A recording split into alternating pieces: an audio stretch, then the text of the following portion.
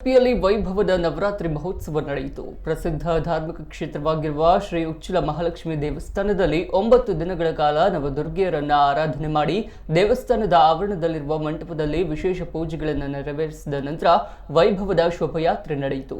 ವಿಶೇಷವಾಗಿ ಅಲಂಕಾರ ಮಾಡಿದ ದೇವಿಯ 9 ಮೂರ್ತಿಗಳನ್ನು ವಿಶೇಷ ಅಲಂಕೃತ ಟ್ಯಾಬ್ಲೋದಲ್ಲಿಟ್ಟು ಪ್ರಾಂಗಣದ ಸುತ್ತ ಮೆರವಣಿಗೆ ಮಾಡಲಾಯಿತು. ಈ ಬಾರಿಯ ವಿಶೇಷ ಅಂಬಾರಿ ಹೊತ್ತ ಆನೆ ಮೈಸೂರು ದಸರಾದ ಮಾದರಿಯನ್ನೇ ಉಚ್ಚಿಲದಲ್ಲೂ ಮಾಡಲಾಯಿತು. ಆನೆ ಗಾತ್ರದ ಕೃತಕ ಆನೆಯನ್ನು ರಚಿಸಲಾಯಿತು.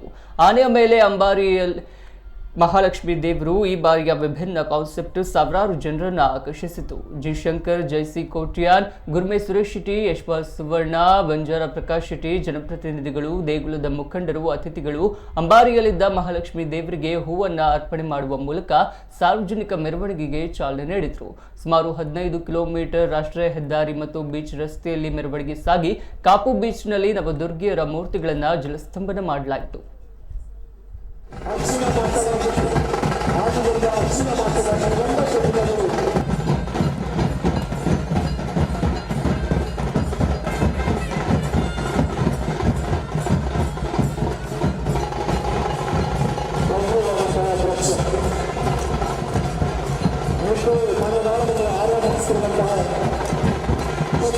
ದಯವಿಟ್ಟು ಗಮನಿಸಿಕೊಳ್ಳಿ.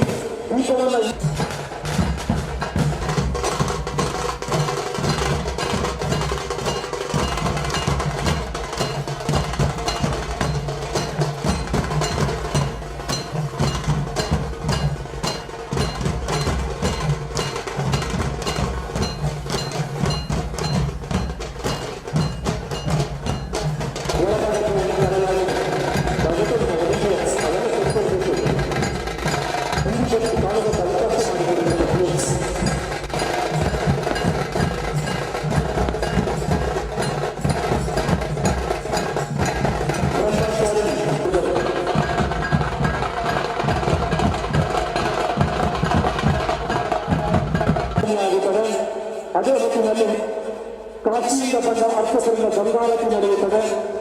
ಆ ಬಳಿಕದಲ್ಲಿ ನಮ್ಮ ಅರ್ಚಕರಿಂದ, ನಮ್ಮ ದೇಶದ ಅರ್ಚಕರಿಂದ ಪೂಜಾ ಕಾರ್ಯಕ್ರಮ ಮುಂದುವರಿಯುತ್ತದೆ. ನಂತರದಲ್ಲಿ ಸಾಮೂಹಿಕ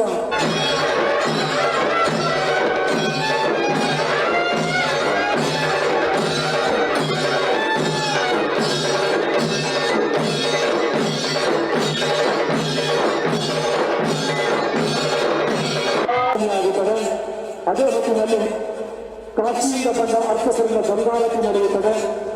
ಆ ಬಳಿಕದಲ್ಲಿ ನಮ್ಮ ಅರ್ಚಕರಿಂದ, ನಮ್ಮ ದೇಶದ ಅರ್ಚಕರಿಂದ ಪೂಜಾ ಕಾರ್ಯಕ್ರಮ ಮುಂದುವರಿಯುತ್ತದೆ. ನಂತರದಲ್ಲಿ ಸಾಮೂಹಿಕ ಪ್ರಾರ್ಥನೆಯ ಬಳಿಕ ಜಲಸ್ತಂಭನ ಕಾರ್ಯಕ್ರಮ ನಡೆಯಲಿದೆ.